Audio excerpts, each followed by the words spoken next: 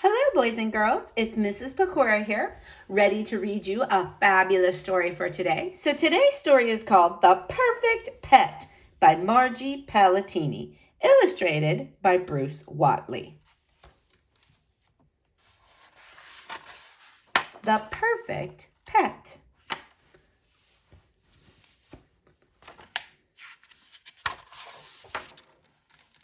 I wonder what that is, boys and girls. Looks like a bug. Elizabeth really wanted a pet. Her parents really did not. They gave her a plant instead. Mind you, it was a very good-looking plant, as cactus plants go, and it had quite a prickly sense of humor. Elizabeth named it Carolyn, which seemed to suit it just fine. It was absolutely no trouble, and it was a very good listener. Snuggling was a bit of a challenge. However, Elizabeth did manage a quick hug now and then. Elizabeth really did like the plant, but she still really wanted a pet. And she had a plan. The element of surprise. So, how about a horse? Huh? What? Who? Said Father. Who? What? Huh? Said Mother. I could ride it, give it carrots, lumps of sugar. A horse would be the perfect pet. What do you say? Father yawned. A horse is too big. Mother sighed. Our yard is too small. Why, it would eat us out of house and home, said Father. A horse is not quite perfect, dear, said Mother, going back to sleep. Not quite perfect, said Father sleepily. Scratch the horse. Catch them off guard. How about a dog? Huh? What? Who? Said Father as he stood in front of the mirror shaving. Who? What? Huh? Said Mother, peeking from behind the shower curtain and dripping soapy water. I could take it for walks, teach it tricks, feed it treats, play fetch. A dog would be the perfect pet. What do you think? Father spit shaving cream. Dogs bark. They're much too loud. Mother grabbed a towel. They jump all over the furniture. A dog is not quite perfect, Elizabeth, said Father as he shaved. Not quite perfect, called Mother from the shower. Forget Fido. The full stomach. Blah. You know what would hit the spot right about now? Asked Elizabeth. I'm thinking a cat. Huh? What? Who? Said Father. Who? What? Huh? Said Mother. A cat could lick the plates, curl up in my lap, drink leftover milk, and would always know what to do with the extra string. A cat would be the perfect pet. So, how about it? Father picked up the newspaper. Cat scratch. Mother cleared the table. Cat shed all over. A cat is definitely not the perfect pet, said Father. Achoo! I'm sneezing already, said Mother. Cross off kitty. Go for broke.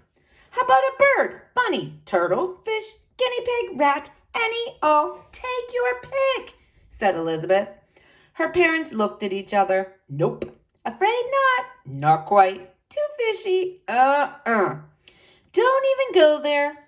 What's left? Moaned Elizabeth. Doug. Elizabeth was thinking she would never, ever find the really perfect pet when, what do you know, she really did. In fact, she almost stepped on it. Right there on her rug, a bug. Elizabeth picked him up. She held him in her hand, looked him in the eyes. He wasn't too big. He most definitely was not too loud. He couldn't jump on the furniture, didn't scratch, didn't shed, and how much food could he possibly eat? He was the perfect pet. Carolyn totally agreed. Snug.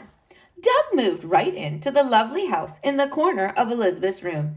It had everything a bug could possibly want and more, including his very own cactus plant, as Carolyn was only a hop, skip, and a jump away. He truly enjoyed sunning himself in her sand. Of course, Elizabeth provided him with enough crumbs to satisfy any growing bug's appetite. As expected, the relationship was a tad different than usual. Doug could not give Elizabeth a pony ride. She could not take him for a walk. He could not catch a ball or fetch, no matter how many times they practiced. And try as he might, Doug couldn't get the hang of playing with string. But he was very helpful with homework. He always knew where to put a decimal or a period. And he loved snuggling up with Elizabeth each night for a story. What more could you ask? He was perfect. Unsnugged. With all those crumbs and plenty of sun, Doug grew by leaps and bounds. He was one big, healthy bug, and then some. The only trouble really came on one Saturday morning many weeks later. Elizabeth's mother came into her bedroom to get the laundry and, "There's a bug in that bed!" she screamed. "A bug!" shouted Father, ready to swat. "That's Doug," said Elizabeth very protectively. "He's my pet." Parents looked at each other. "Pet?" "Pet," said Elizabeth, "just like you wanted. He's not big like a horse. He isn't loud like a dog. He doesn't jump on furniture, scratch, or shed, and he hardly eats a thing." "But a bug?" asked Father. "A bug?" repeated Mother. "Doug," said Elizabeth, "and he's perfect." One big, happy family. "I think we should have said yes to the dog," whispered Father to Mother. Mother shrugged. "I don't know. We have more room on the couch with the bug." Elizabeth smiled and tossed Doug a piece of popcorn. The end. Boys and girls, I hope you enjoyed The Perfect Pet by Margie Palatini. Stay tuned to see what fabulous book we will read next. Bye-bye.